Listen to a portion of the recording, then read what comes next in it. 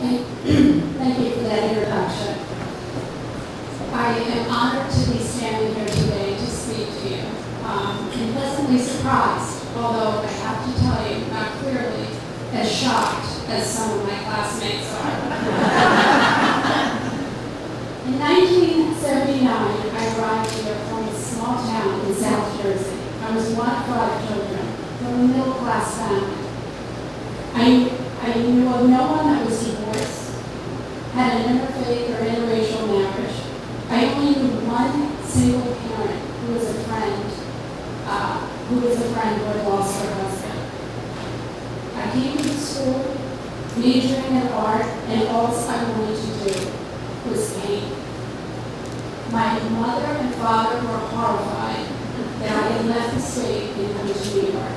Weeks before I came, my mother had cut out every article of every stabbing, of every robbery, and cautioned me.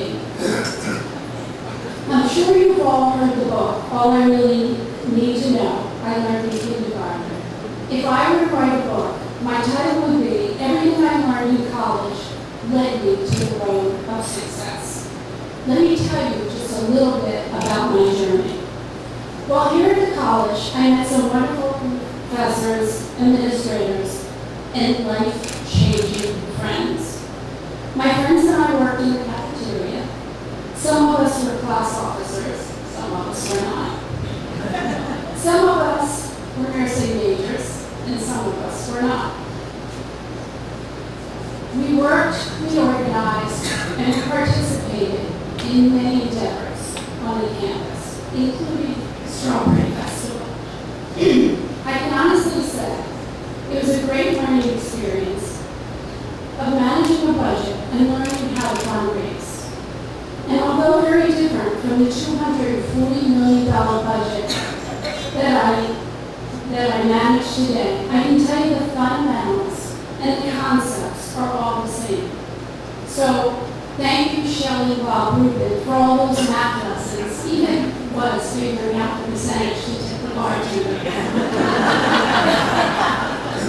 I had several internships during my years at the college in Rochelle. And I remember having an internship where I had an issue with a male worker. He had sketched me while I was there at work, and he had come on campus and he called me and asked me out. For a naive 19-year-old, I was spooked. Clearly, I overreacted, but I was spooked. I remember making an appointment with Sister Bridget, and I took that long, scary walk over to her office at the castle. I sat with her to ask for her advice. I knew that dropping the internship put me at risk at not having enough credits to graduate. Sister Bridget not only helped me find another internship, but she gave me a 45-minute dissertation on how to handle these type of issues going forward. And I can tell you that life lecture took me through the business world as a female executive. It was invaluable. In 1983, a month before we graduated, Claire Chiapetta, my roommate, whose mother is a 1949 graduate, City of Vermont.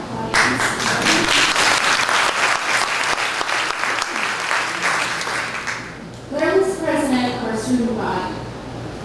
Claire and I met with Sister Dorothy Ann Kelly, and for full disclosure, I was the tag along.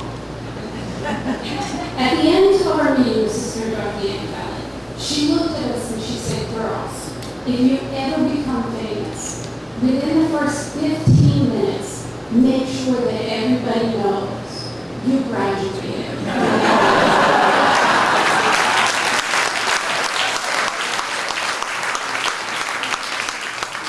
And to be honest, she was looking at Claire and not me. In 1983, I graduated. I can tell you it kept my parents up at night to know that the board member of the college at the time, Bob Keeson, had gave us our diploma, also known as Captain Kangaroo. After graduating, I acquired at the Jones Apparel Group, as it was known at the time, a a $200 million privately held owned company founded by Sidney Kimmel. And as many people know, the labels were Jones New York, Jones New York Sport, etc. Today, the Jones Group is a $4 billion company that consists of over 32 labels, including 9 West, Anne Klein, Robert Rodriguez, Brian Atwood, Rachel Roy, Easy Spirit, etc. In 2007, my boss was named CEO. He came to me and he asked if I would take on the operations role. I remember when he had this conversation with me that I wanted to look behind me and say, "Are you talking to me?" At the time, there were 2 male employees who people were having a betting pool on of which one would get. This position oversaw all day-to-day operations, including systems, technology, logistics, compliance, and distribution. I had never run a distribution center before. I had trouble logging into my laptop. And instead of geography, I took art and had no idea where Mozambique was. We shipped 232 million units from 32 countries. But I remember all those years ago, when I used to call Claire at her home, and Mr. Chiapetta would answer the phone, and he'd say to me, "Are you running that company yet?" And I'd say, "Mr. Chiapetta, I'm working on it." He'd say, "Good, because I know you can do it." And truly, as a young adult, that gave me the confidence that every young girl should have, that I could run that company. When I acquired the position, I was given coaching and media training. The training included handling the press in an emergency and disaster recovery. A scenario was created where I was filmed as a reporter peppered me with questions such as, "We understand your distribution center just burned down. Do you think it's arson?" And I would say, "We're working with local authorities." And they would film me, and we would go through all kinds of scenarios. For a week, I watched tapes on companies that handle disasters very well, such as Johnson & Johnson when they did the recall of Tylenol, which actually happened while I was here at college. And I watched film of companies that did not handle disasters very well.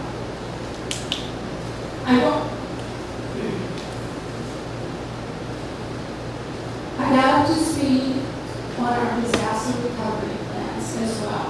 We have over 800 retail stores that all rely on our IT group. Shortly after taking the position, I was in North Carolina, and we had a storm, and our Tennessee building's roof came off. And I thought, I pulled out my little card, I knew who to call. We had a chain of events that went to the insurance company to make sure employees were okay, to see how much damage was done, and I thought, I got this job. I'm there. And then in 2010, I went through one of the toughest periods of my career. I had received a phone call from the head of my IT group to tell me that one of my direct reports, an Ivy League graduate, a husband, a father of 3, had been arrested and was on the front page of the Philadelphia Inquirer. He was being held on $1 million bail after confessing to the FBI of a crime that's considered one of the worst crimes you can commit. It is a crime that there is no justification for. And as I later found out from the FBI, on a scale of 1 to 10, it is considered a 10. And only killing an officer, a law officer, is on that same level. As I walked into a world of confusion with 2 different states, police officers waiting for me, with the FBI and 2 township police officers waiting for me, I was shocked. I had employees crying, I had police on the property, I had board members calling me, I had the CEO calling me, and all I kept thinking was, it was supposed to be a fire in the warehouse. That's what I'm trying for. I remember immediately going into attack mode. I needed to notify our board of directors. I needed to have conversations with our emergency counseling group. I remember I was in the middle of the storm facing an issue that even I could not wrap my mind around.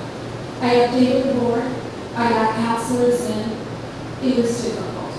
I lost a key employee. My staff could not function. We are a public company, and we were at the end of a quarter. I had $375 million worth of product that I needed to ship. And I had 14 employees, senior employees, taking leave of absence. I felt alone, betrayed, horrified, and a deep sadness for not only his family, but for the victims and the children that were involved in this crime. But in college, I remember that I watched my friend, Anne-Marie Bergman, deal with a mother, dying of breast cancer, help support her family, raise her brothers and sisters, care for her father, care for her mother, and she still managed to graduate. I channeled her strength, and I managed to show my team leadership and stability. So I thank you, Anne-Marie.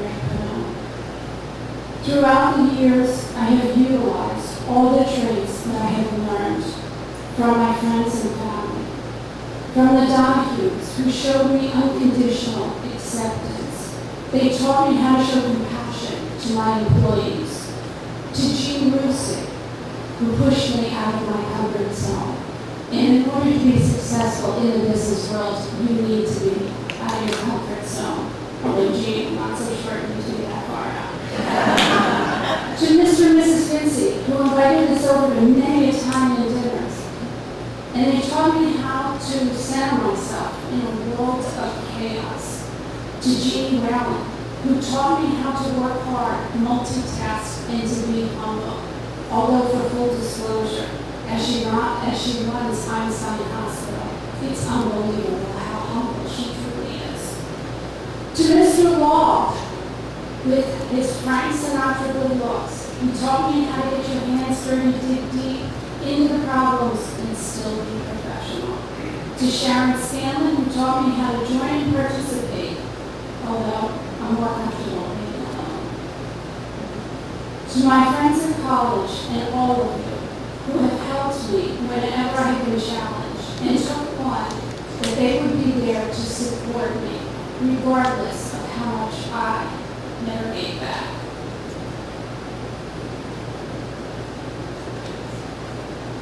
I've worked 30 years for a company that has empowered women's lives through successes through styles. First suit to first promotion, from graduation to boardroom. Empowering women has been our mission for 35 years at the Jones Group. In 2009, the Shriver Report stated that for the first time in our nation's history, half of U.S. workers are women. Our empowerment campaign has led me back to my roots, or as you say, home. I'm at an age where I now have more cleavage in my back than I do in my front. The College of New Rochelle was the first Catholic women's college in New York State. And although 3 to 4 schools are now co-ed, it is primarily a women's institution. I recently had the privilege to lunch with President Huntington. We spoke about the mission, her commitment, and her strategic vision. And I can assure you, she is a dynamic leader that will take this college to the future. This College of New Rochelle is in good hands. I believe as a collective group, we can all help with our vision. Simply put, empowering women or a student changes the world for the better. I am asking you to help her achieve this goal. And there are many ways that we can help. By mentoring a student or offering an internship, or simply writing a check. Earlier at breakfast this morning, I committed for the class of 2000, for the class of 1983, I wish 2000, for the class of 1983, that I was going to plow you all with wine tonight at the reunion and insist you write a check. It will help a student achieve their personal, professional dream or aspirations. It gives us the power to change lives every time we give back. So please get involved. In 2012, I was promoted to Chief Operating Officer, the highest ranking female executive at the Jones Group. As COO, along with the day-to-day operations, I now oversaw over 8,000 employees. It included our domestic international production and our overseas facility in China and Hong Kong. At dinner that year, with our board, which includes the president of Google America, a former senator, and the co-founder of Jobs.com, Sidney Kimmel, our CEO and founder, stood up and he toasted me and said, "Congratulations on your new role. You are our first female COO in the company. I have known you for over 30 years. So stand up here and tell us something that we as the board probably don't know about you. Surprise me with a fact." And there was my 15 minutes of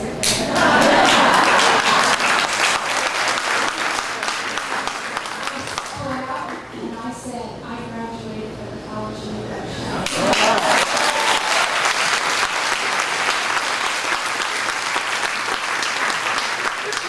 I fulfilled my commitment to Sister Dorothy.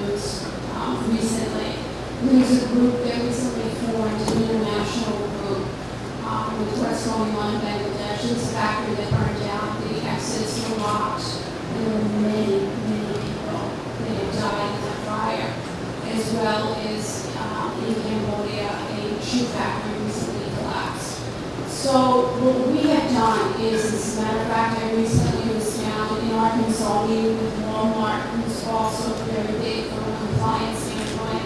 There's a group of retailers and vendors that have got together to set even stricter standards.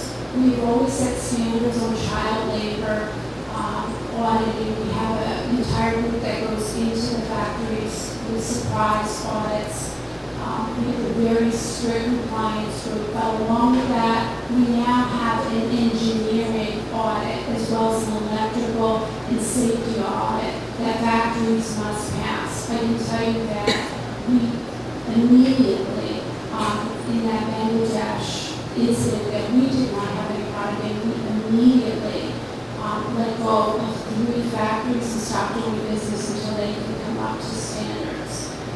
There's also, as people realize, a large push on made in the U.S.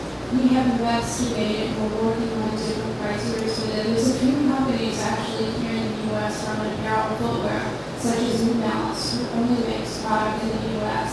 I recently had dinner with, I hate to drop names, but Mary Kate and Ashley Olsen.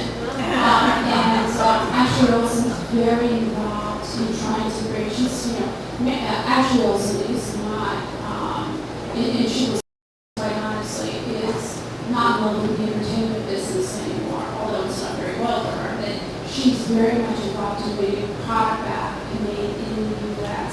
And there is a group of companies that are also testing product in the U.S. to see if we can bring some jobs back to the U.S.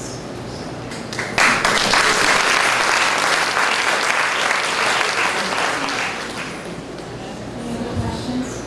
Yes. So you guys know?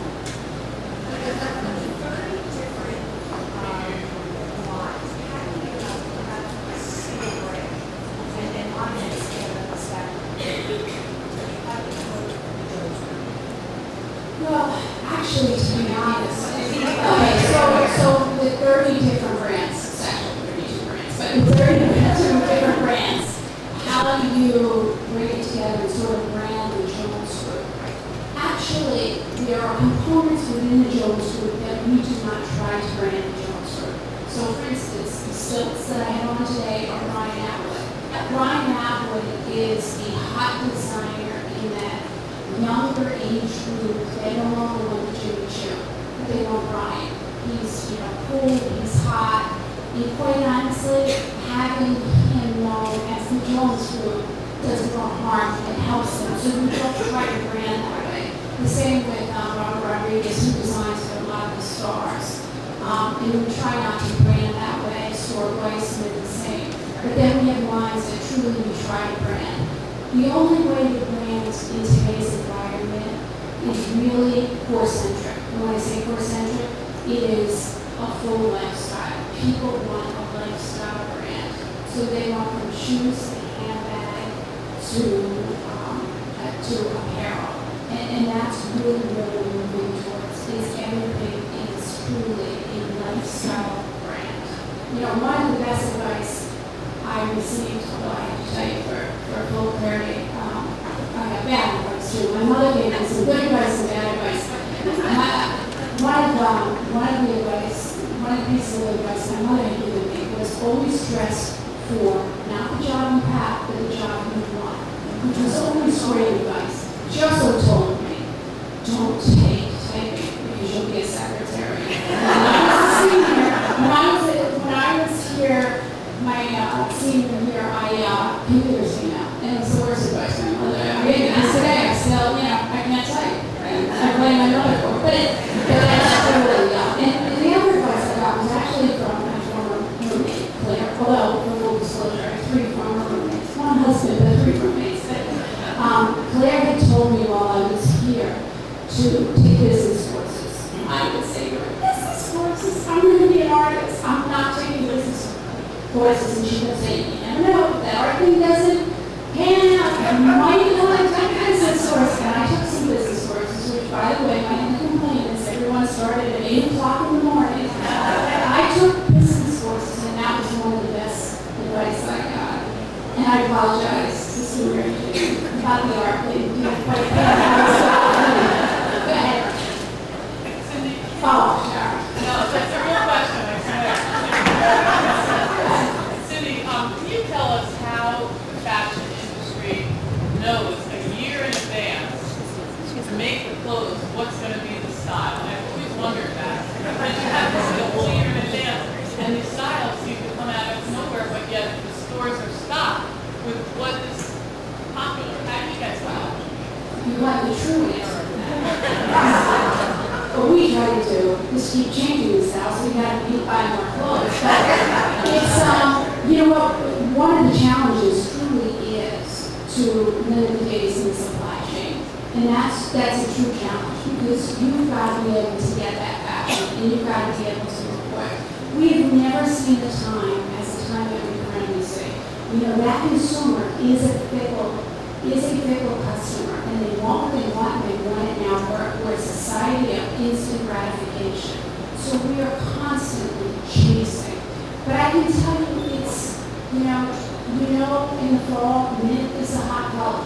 It's, you just progress towards that. You see by the selling what's going on, and you move towards that. You move towards that avenue is truly, but it's tough, and that's one of the components of making product closer to the source, is because of the fact that you need to chase product. So we've got people like a Zara that manage to move that product. They move those stores overnight. It's amazing, that supply chain. Anybody else? Yes.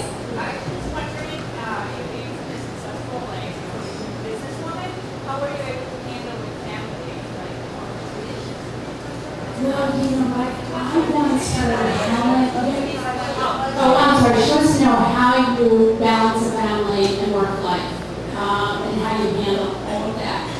And I once heard Helen Burley Brown, who you're not going to know who it is, but she was the editor of the House at the time, and she said you can have it all, just can't have it all at the same time. And really what it is you just shift your priorities constantly. And it's tough. I mean, I have 3 kids, 3 children, a husband, and a job that I travel in. And it's not exactly a non-picking job. You got to be on. Not only do you have to be on, but you've got to be dressed, and you've got to be. It's clearly a lot of stress. But I can tell you, you do what you need to do. I mean, I have sold hot dogs at a baseball hot dog stand, and Jimmy Choo shoes, and you do what you gotta do and what you gotta do. So it's and that's truly what it is. I think, and I was invited in 5 years ago to the most powerful women's summit that Fortune puts out. I'm not exactly sure how I got to that party. Everybody kept saying, "Who sponsored you? How'd you get here?" I'm like, "I have no idea." But there I was. And when you talk to a lot of people, everybody has balance. And the people that are truly successful in their career have balance. And you need that balance. You truly, truly do.